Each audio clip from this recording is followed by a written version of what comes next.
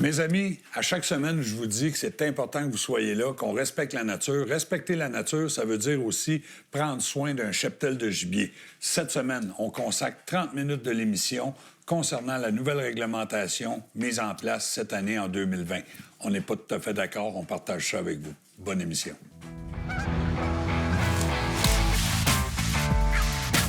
Bonne chasse vous est présentée en collaboration avec les partenaires suivants. Les armes Fierce. Et les treuils Portable Winch.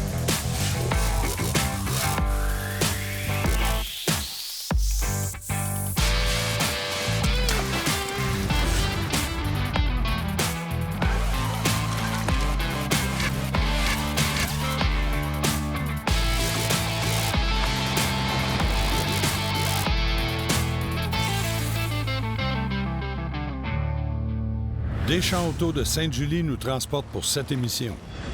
Hey, bonjour tout le monde et bienvenue à votre émission Bonne Chasse. Cette semaine, dans Bonne Chasse, on n'a pas d'aventure de chasse à vous proposer, mais on a quelque chose qui nous tient à cœur, c'est de garantir que nos générations futures pourront continuer comme nous à participer à ce beau sport qui est la chasse.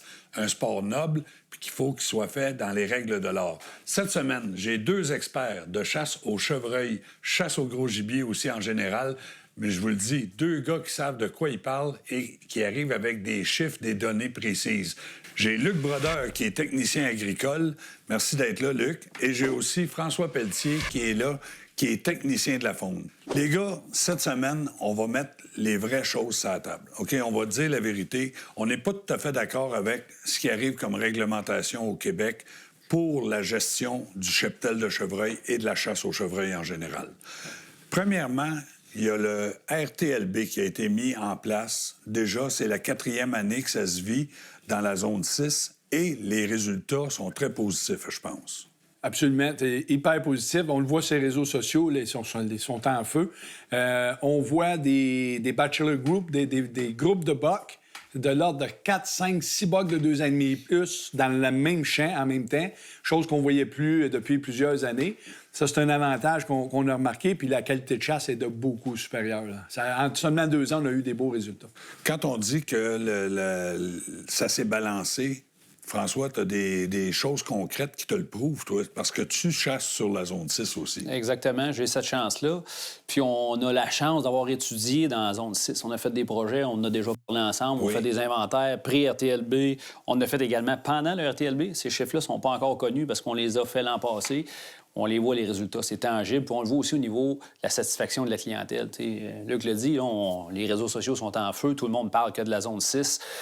Les gens sont contents de ce qu'ils voient, sont contents de ce qu'ils vivent dans le bois. Fait que, à date, tout est positif. Puis les chiffres qu'on a nous portent exactement dans cette direction-là aussi. Donc, le RTLB a été mis en place, si on veut, pour balancer la densité de chevreuil et de balancer l'équilibre ratio mâle-femelle. Un cheptel de chevreuil, s'il n'y a pas de pression de chasse puis que l'humain n'existe pas, son ratio va être à peu près de 1,3 femelles par mâle. OK. C'est un ratio pratiquement 1 pour 1. Au niveau de la densité, on parle de 3 à 5 chevreuils au kilomètre carré dans les zones forestières et de 15 à 20 chevreuils au kilomètre carré dans les zones agroforestières. C'est deux mondes complètement différents. L'autre aspect, c'est la structure d'âge. Une structure d'âge normale, on devrait avoir 45 de mâles d'1 an et demi pour 55 de mâles de 2 ans et demi et plus. Chose qu'on ne voyait pas avant. Là. On parlait de pas beaucoup de bucks, puis 80-85 des mâles d'1 an et demi, on voyait juste des spikes. Oui. Ça, c'est des aspects naturels que le cheptel doit avoir. Puis quand on gère un cheptel, on doit le faire dans le respect du gibier, puis présentement, c'est pas ça qu'on fait. Continuer avec la façon que la nature nous l'amène. Exactement. C'est aussi simple que ça. Exactement. On appelle ça une gestion durable. Puis qu'est-ce qu'on pourrait faire pour, justement, avoir une densité, mais équilibrée? Ben, le RTLB en fait partie, normalement. Mais ce qu'il faut travailler à faire aussi, puis continuer à éduquer les chasseurs, c'est au niveau de la récolte de terre sans bois. On est plusieurs chasseurs au Québec, on s'entend, la pression de chasse dans le sud du Québec, même un peu partout au Québec, varie entre un chasseur aux 40, 50 heures, que peut-être un chasseur aux 60, 65, dépendamment des zones où on se trouve au Québec. Fait que c'est une pression de chasse qui est très, très forte. Fait qu'on n'a pas le choix. Si on veut en sauver une partie pour permettre le rééquilibre ratio mâle-femelle, il faut qu'on en protège une partie. Pas nécessairement 100 des bocs d'un an et demi, mais si on sauve minimalement un 50, 60 des bocs d'un an et demi, bien, ça permet la répartition de la récolte sur l'ensemble des segments, l'ensemble de la structure d'âge. Puis ça, bien, ça va permettre d'améliorer notre ratio mâle-femelle. Il y a un point qu'il faut rapporter, là, souvent un mythe par rapport au RTLB. Là. Beaucoup de gens qui disent « Ah, les corneux, c'est fait juste pour les chasseurs de bocs. » Le RTLB, l'objectif de ça, c'était pas ça. Là. Non. L'objectif de ça, c'était de monter une nouvelle gestion qui respecte l'intégrité de l'espèce post-saison de chasse. Ça veut dire quoi? Ça veut dire exactement ce que Luc a dit tantôt. Quand on termine la saison, on veut que la population soit encore équilibrée. Ça veut dire qu'il faut récolter plus de femelles, justement. Oui, exactement. Il faut apprendre à nos chasseurs du Québec à répartir la récolte sur l'ensemble des segments, puis apprendre aux chasseurs aussi à apprécier ça. T'sais, actuellement, là, la récolte de femelles, c'est pas nécessairement toujours bien vu, mais dans une saine gestion, ça a plus que sa place. Une fois que c'est équilibré, la nature le démontre, les chiffres scientifiques le démontrent, il naît autant de vos mâles que de vos femelles. Oui. C'est comme ça. Fait que si on est équilibré, on pourrait récolter autant de femelles que de mâles et garder notre cheptel en équilibre, puis que tout le monde profite de la chasse. Si je veux juste vulgariser ça, là, c'est que la première étape est très bien faite. On a un ratio équilibré de naissance. Oui. Mâle-femelle. Oui. Tout de suite, à la deuxième étape, on frappe dedans. Exactement. Puis, plus les années avancent, si on rajoute par-dessus ça les hivers difficiles à certains endroits, c'est là que ça se passe. Fait que nous, on récolte le segment mâle d'un an et demi, parce qu'il n'y a presque plus de mâles de 2 ans et demi et plus. On récolte ce segment-là, et les veaux meurent parce qu'ils ne sont pas prêts à l'hiver, parce que les ratios sont trop déséquilibrés et le rut est trop long. Donc, les veaux arrivent à l'hiver puis ils n'ont pas le poids nécessaire pour combattre le froid. Trop tard. Exactement. Les femelles mettent bas trop Exactement. tard. Et c'est là que la chaîne... C'est ça qui vit dans le Bas-Saint-Laurent présentement. Dans le Bas-Saint-Laurent, ils ne sont pas capables de remonter la pente parce que la gestion du cheptel fait que le cheptel est moins dynamique, beaucoup moins productif. Il y a un aspect habitat, je suis capable de le mentionner. L'habitat est pas en santé parce que les compagnies forestières ne tiennent pas compte des besoins de la faune dans ces régions-là. Oui. On a bûché dans les ravages, puis aujourd'hui, on en paye le prix.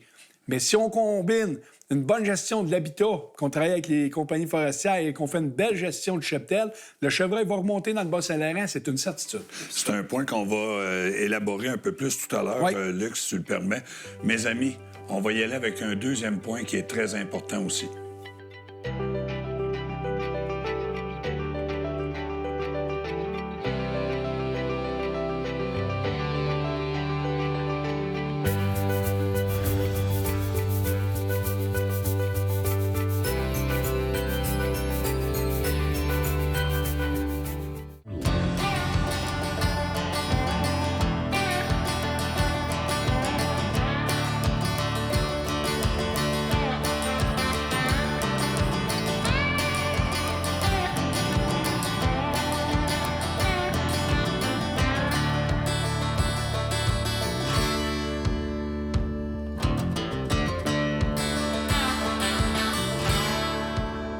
Mes amis, on enchaîne avec un deuxième point qui me tient à cœur. J'ai entendu M. Lebel, qui est biologiste pour le ministère, mentionner que c'était un avantage d'avoir droit à 2 gibiers et qu'il n'y avait pas beaucoup de désavantages pour le chasseur parce que, un exemple, vous chassez dans la zone 4 et votre cousin vous invite à chasser dans la zone 6. Et vous pouvez récolter un gibier dans la zone 4 et ensuite aller chez votre cousin et récolter un deuxième gibier. Premièrement, c'est 2 zones qui sont voisines. L'autre chose, c'est que pour aller de la zone 4 à la zone 6, je veux juste dire à M. Lebel que l'an passé, on pouvait faire ça sans que ça coûte 33 $ pour un deuxième permis, pour un deuxième chevreuil. On avait le droit à un chevreuil, je suis d'accord, mais déjà, je trouvais ça beaucoup plus logique que de récolter 2 chevreuils. Et l'autre chose, c'est qu'il n'y avait pas à payer. Si on y va avec 2 chevreuils, bien, le chasseur n'avait pas à payer un deuxième permis. C'est là que je suis un petit peu en désaccord aussi, parce que le Québec, ça devrait être notre terrain de chasse. Je suis d'accord qu'il y ait des zones séparées, des régions séparées et distinctes avec une réglementation différente, mais c'est là que, cette année, avec la récolte de 2 gibiers par permis, je pense qu'on a défait ça, justement, d'équilibrer ces zones-là où il y a le cheptel, la densité est plus forte et la densité est moins forte. Les gars, je vous lance mon idée à moi, là. C'est bien personnel, on n'en a pas jasé. Je propose qu'au lieu d'avoir de la récolte de 2 chevreuils par chasseur, on revienne à 1 chevreuil par chasseur. Tout le monde va être content. Il va y avoir plus de chances pour tout le monde.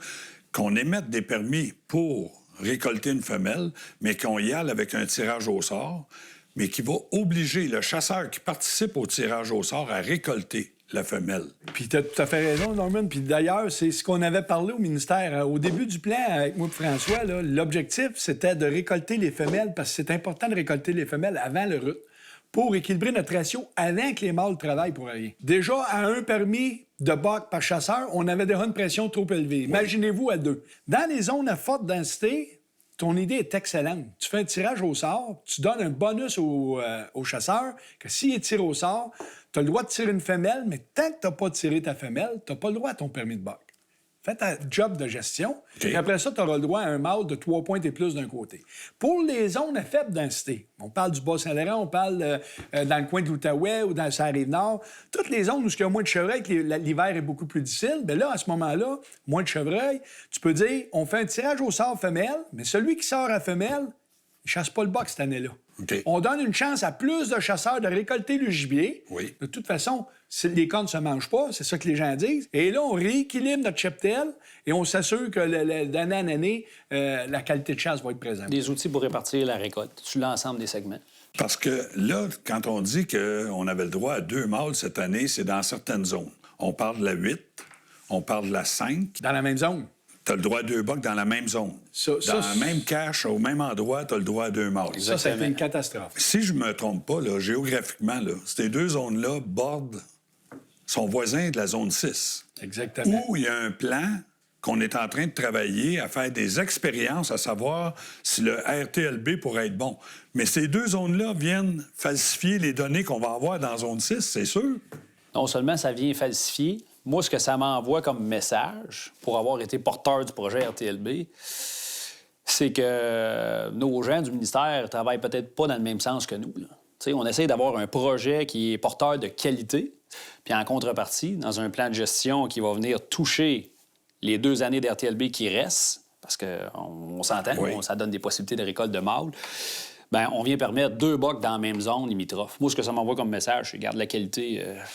Puis l'autre chose, c'est qu'en falsifiant un peu les données de la 6, c'est que peut-être qu'en 2021, à fin 2021, quand les cheptels vont être repris là, pour savoir qu'est-ce qu'on a comme mâle, femelle et la densité, c'est sûr qu'il y a des bonnes chances qu'on dise bien ça n'a rien donné, la RTLB, dans le fond. Ça fait qu'on a scrappé les 4 belles années qu'on vient de passer. Là. Oui, dangereux qu'on les ait altérés fortement. Oui, puis je peux te dire que moi, j'ai un terrain dans la 6, puis même si on n'a pas le droit à 2 bocs dans la 6, ça l'empêche que les gens ont le droit à 2 bocs dans 2 zones différentes. Le gars de la 4 peut venir chasser dans la 6. On met une pression supplémentaire. Puis on le voit, là. Moi j'ai vu une perte, une diminution du cheptel en une saison de chasse. Là. On le voit qu'il y a une perte, puis j'ai bien peur que d'ici l'année prochaine, on va avoir perdu le terrain qu'on a gagné en 3 ans avec le début du projet RTLB. Là.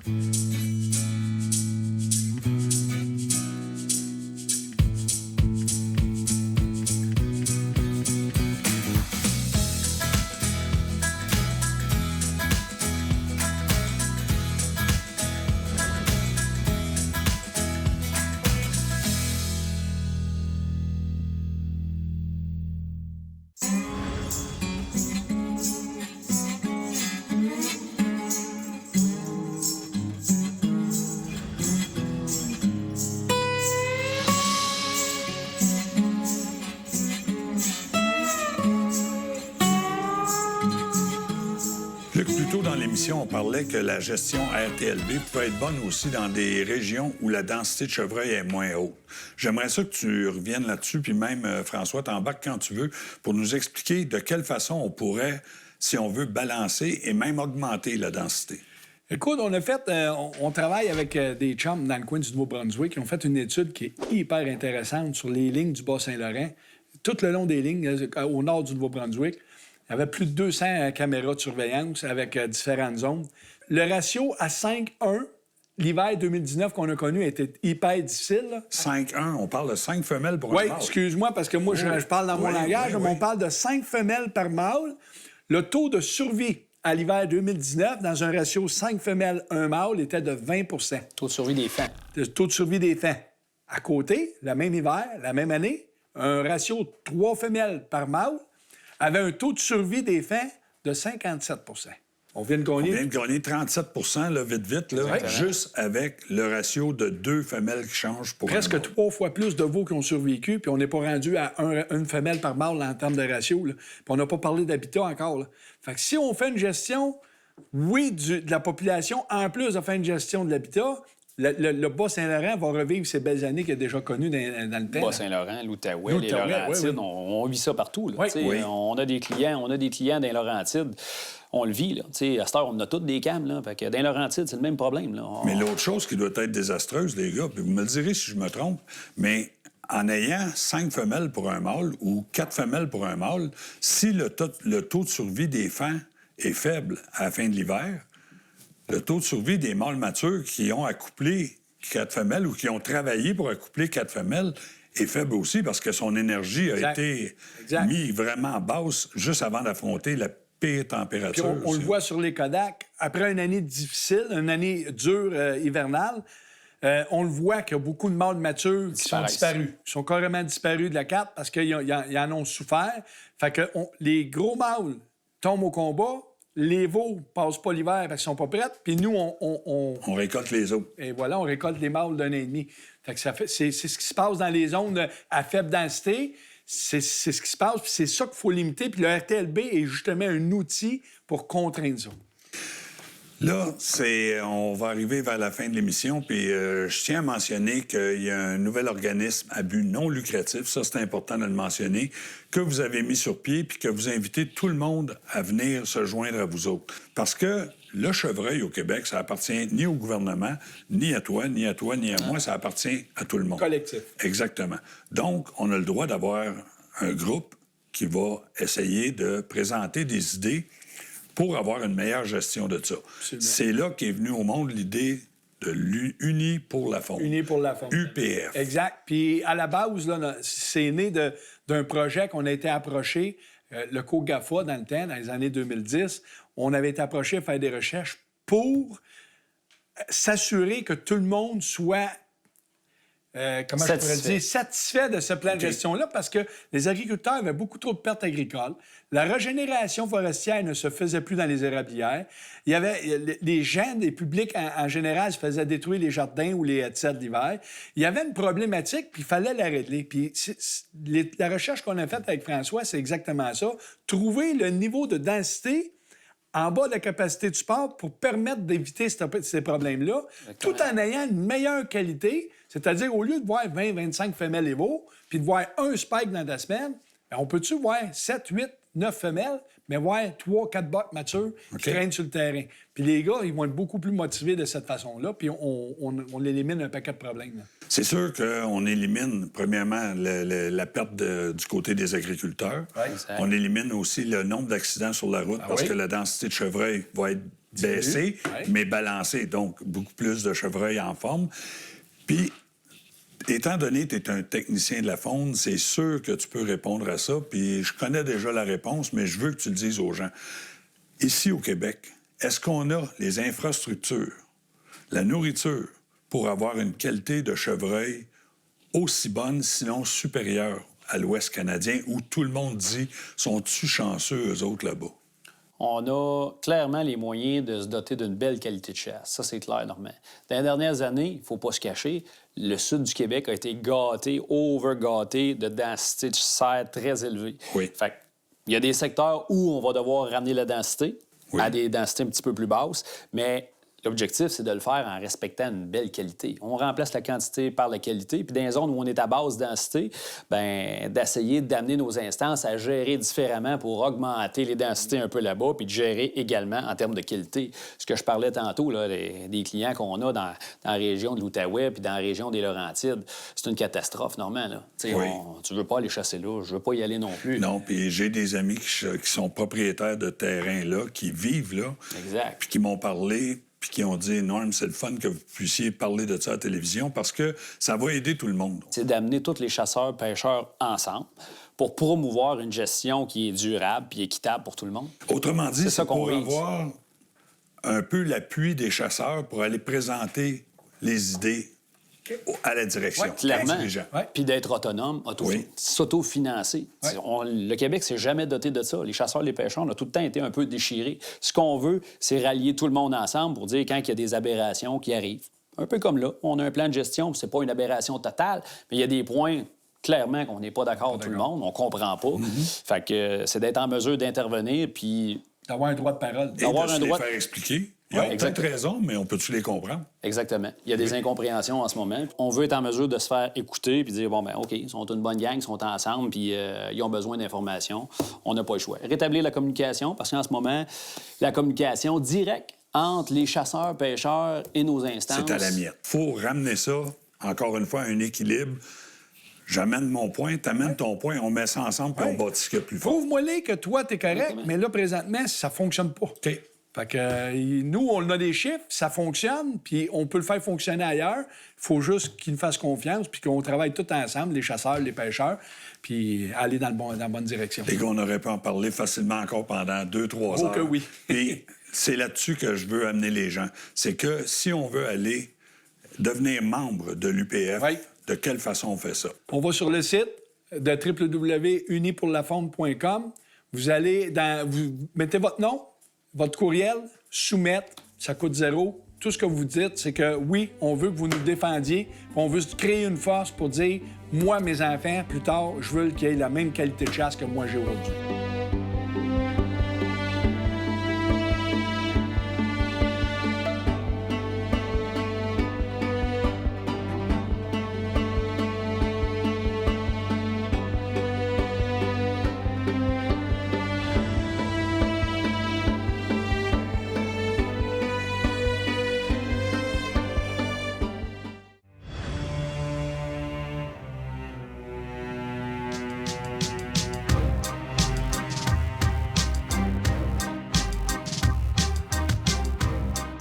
Les gars, je vous remercie beaucoup. Comme je dis, on aurait pu en jaser encore pendant longtemps.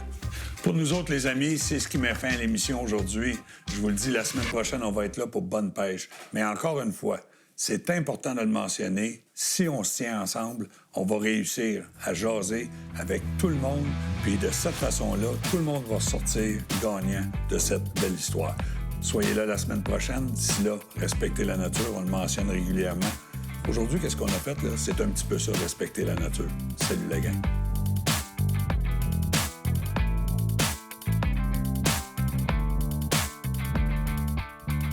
Bonne chasse vous a été présentée grâce à la collaboration des partenaires suivants.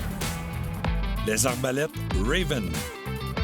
Les pièces d'auto LKQ. Et les produits Ferme Monette. Pour plus d'informations ou pour revoir les émissions, visitez actionchassepêche.com et suivez-nous sur Facebook.